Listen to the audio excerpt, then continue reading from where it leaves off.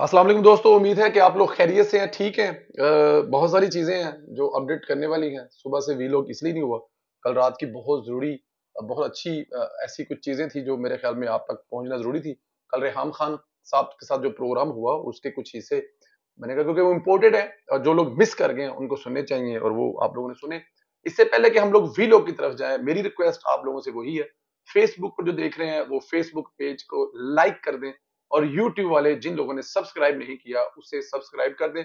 जिन लोगों ने सब्सक्राइब किया हुआ वो बेल आइकन को प्रेस कर दें और जिन्होंने ये दोनों काम किए हैं वो लाइक्स और कमेंट्स करके अपनी कीमती राय से आगाह करें और इस वीलॉग को मुख्तलिफ ग्रुप्स जो आपके मोबाइल पे व्हाट्सएप है उसमें सेंड कर दें ताकि ज्यादा से ज्यादा लोगों तक ये पहुंचे। आवाज मेरी काफी हद तक ठीक हो गई है लेकिन अभी भी टाइम लग रहा है। आई डोंट नो ये क्या कोई वायरस ये क्या था बट अल्लाह करम करेगा, मेहरबानी करेगा। चलते हैं अब वीलॉग की तरफ से। जनरल बाजवा साहब वाले वाक्य से शुरू कर लें, इस पर बात करेंगे। मैं बाजवा साहब का वकील नहीं हूं, ना मैं बाजवा साहब की हमायत करूंगा, ना ही मैं बाजवा साहब की कोई उनके बारे में कोई लंबी चौड़ी तफसीर बताऊंगा कि वो बड़े अच्छे हैं, उन्होंने ये किया वो किया।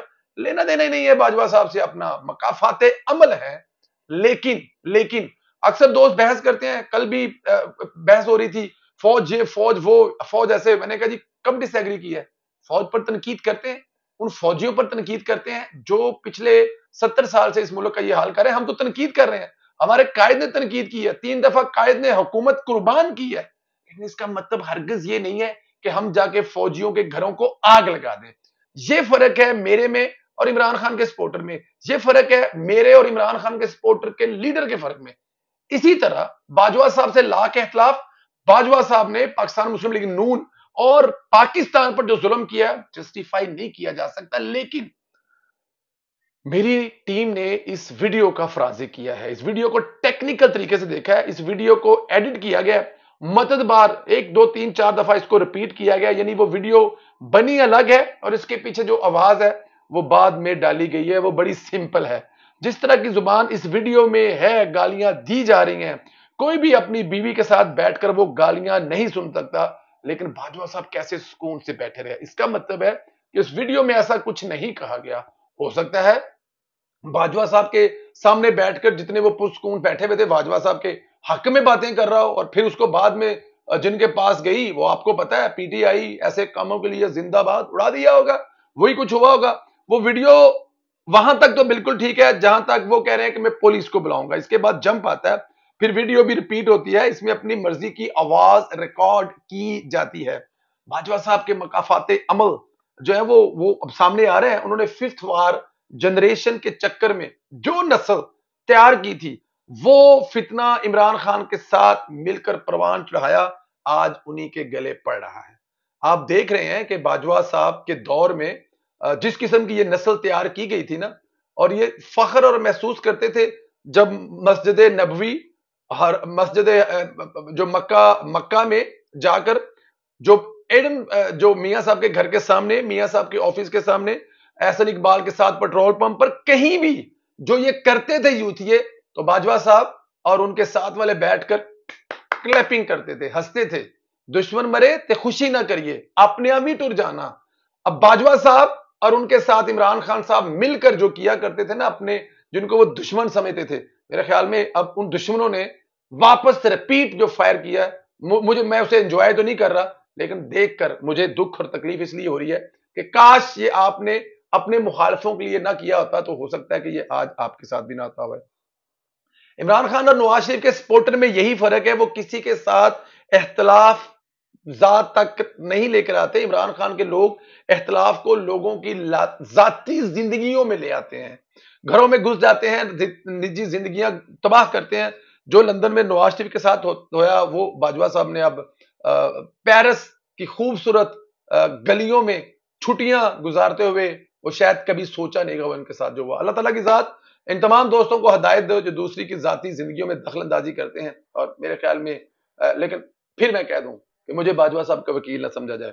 पीटीआई की दूसरी अखलाकी गिरावट का जिक्र करें तो वो राणा साहब की सेहत के हवाले से खबरों को मनफी करके बिठाना। राणा साहब जब भी दिल का चेकअप करवाते हैं एक हाइप बनाई जाती है और पीटीआई के यूथिये इस पर राणा साहब की जान तक के दुश्मन बन जाते हैं, यानी अपनी ख्वाहिश को जुबान पर लाते हैं और इनकी जिंदगी के खिलाफ प्रोपोगंडा करते हैं। ये बड़ी آپ کو پتہ ہی ہے یوتھیوں کو مطلب کل تک یہ جس فوج کو دنیا کی بہترین فوج جس جنرل کو دنیا کا سب سے بڑا ڈیموکریٹک جنرل قرار دے رہے تھے اس کے ساتھ جو کر رہے ہیں تو پھر رانا ثناء صاحب تو ان کی بینڈ بجا رہے ہیں. یہ بینڈ بجانا ہی ہے نا کہ عمران خان صاحب کو سلولی کرتے کرتے کرتے تنہا کر دیا رانا صاحب نے. رانا صاحب نے سب سے پہلے تو اس کو زمان پارک میں اندر جو ہے نا گھسیڑ دیا, ایسا گھسیڑا کہ باہر نکالنے کے لیے بھی زور لگانا پڑتا ہے. تو ظاہر ہے رانا صاحب کے بارے میں سافٹ کارنر کہاں رکھیں گے؟ کیا کوئی مخالف اس حد تک جا سکتا ہے کہ کسی کی جانب کسی کا دشمن ہی بن جائے؟ بہرحال یہ خبر رانا ثناء اللہ کی روٹین چیک اپ کیا ہے کرانے کے بعد وہ ہاسپٹل سے گھر آ گئے ہیں, بالکل ٹھیک ہے. یوتھیوں کی جو پھیلائی ہوئی خبروں پر آپ کسی بھی طرح یقین نہ کریں, نہ ان کی پہلے کوئی بات ٹھیک ہوئی ہے اور نہ آنے والے وقت میں ان کی کوئی بات ٹھیک ہونے جا رہی ہے. عمران خان کی بہن جنا ہاؤس حملے میں پیش تھی, تگڑی ہے, مضبوط ہے, سابق وزیر کی بہن ہے, اب بہت بڑا مقام ہے, ویڈیو میں موجود ہے. جب آگ لگائی جا رہی تھی تو علیمہ خان وہاں موجود تھی. علیمہ خان کے سائنسی ثبوتوں کی روشنی میں وہاں موجودگی کی تصدیق ہو چکی ہے. ظاہر ہے ان کے موبائل کا فرانسک ہوا ہوگا, ان کے جو سگنل ہے وہ وہاں کی ہوں گے, پلس وہاں پہ جتنے کیمرے لگے ہوئے ویڈیو ہیں اس میں لوگوں نے ان کو دیکھا ہے.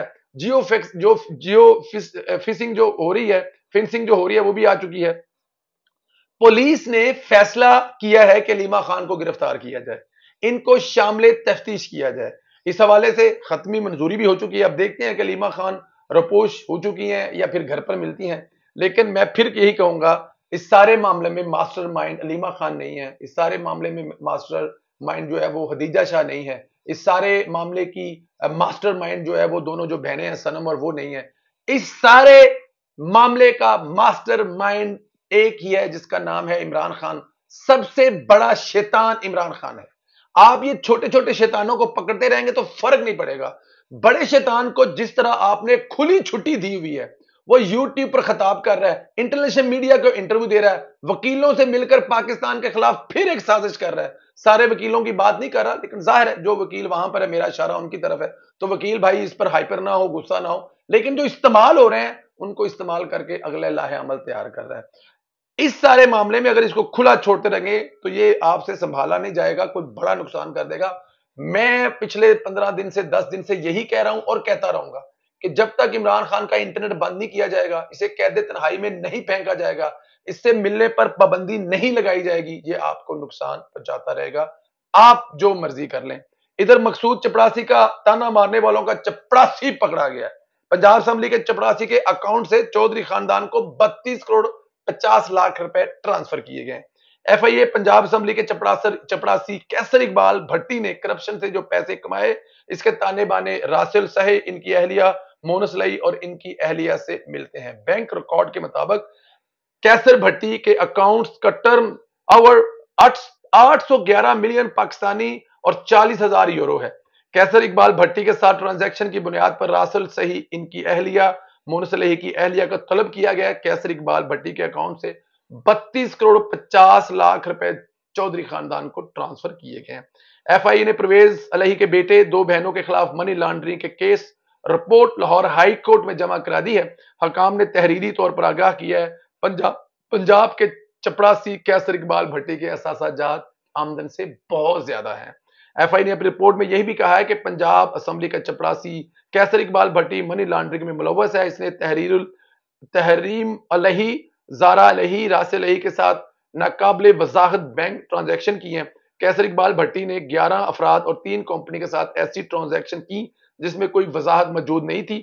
3 کمپنی کے ساتھ مجموعی طور پر 129.8 ملین کی ٹرانزیکشن کی گئی ہیں. رپورٹ کے مطابق کیسر اقبال بھٹی نے مونس لئی کی اہلیہ تحریم الہی کے ساتھ 27 ملین کی ناقابل وضاحت ٹرانزیکشن کی, جب پرویز الہی کے بیٹے راسل الہی اور ان کی اہلیہ زارا الہی کے ساتھ 83 ملین 5 ملین کی ٹرانزیکشن کی ہیں. اینٹی کرپشن کی رپورٹ کی روشنی میں راسل الہی, تحریم الہی اور زارا الہی کے خلاف منی لانڈرنگ کی دفعات کا مقدمہ درج کر لیا گیا. جیسی کرنی ویسی بھرنی. چودھری برادران کل تک یہ سب کچھ کرتے رہے ہیں کرپشن. اور دیکھیں میں آپ کو بات ہوں, نواز شریف نے کوئی غلط نہیں کیا تھا تو وہ اپنی بیوی مرتی ہوئی کو چھوڑ کے واپس آ گیا تھا, اور پھر نواز شریف کے گھر سے کسی کو اٹھانے کی ضرورت اس لیے نہیں پڑی کہ نواز شریف کو جب بلایا وہ آ گیا, پیشیاں بھگتی, جیل بھگتی, مرتی بیوی کو چھوڑ کے آ گیا, ساتھ میں بیٹی کو لے کے آ گیا, نہیں گھبرایا کیونکہ غلط کام کوئی نہیں کیا تھا. لیکن یہاں پر جو چودھری پرویز الہی کا ٹیپو سلطان اسپین میں بیٹھا یاشی فرما رہا ہے, وہ اس لیے نہیں واپس آ رہا کہ اس کو پتا ہے اس نے اربوں روپے کی کرپشن کی ہے، اور جب بھی واپس آئے گا دھر لیا جائے گا۔ اگر اس کا گریبان صاف ہے تو پھر حساب دینے میں پرابلم کیا ہے، مسئلہ کیا ہے؟ لیکن کیونکہ وہ صاف نہیں ہے، کلین نہیں ہے، کرپشن کا گڑھ ہے، چودھری برادران نے جو انی پائی ہے اس کا حساب دینا پڑے گا۔ بہت سادہ ہے، اس لیے واپس نہیں آ رہا۔ باپ جائے جیل میں، باپ جائے جہنم میں، بونس لے اسپین اور فرانس کے خوبصورت موسموں کو انجوائے کرتا رہے گا۔ عمران ریاض کا کیس مزید مشکوک ہو گیا ہے۔ پولیس سمیت ایجنسیوں کو پتہ نہیں چل رہا کہ وہ کہاں غائب ہے، اس کو کون لے کر گیا ہے۔ سینٹرل پولیس آفس لاہور میں عمران ریاض کی گمشدگی کے بارے میں ورکنگ گروپ کا اہم اجلاس کی صدارت ایڈیشنل آئی جی پنجاب شہزادہ سلطان نے کی ہے، اور ورکنگ گروپ میں حساس اداروں کے نمائندے موجود تھے۔ عمران ریاض خان کی بازیابی کے لیے مختلف علاقوں میں سرچ آپریشن کیا جا رہا ہے۔ اداروں نے سائنٹیفک طریقے سے بازیابی پر کام شروع کر دیا ہے۔ سوال یہ ہے کہ عمران ریاض کو کون لے کر گیا، کہاں لے کے گیا؟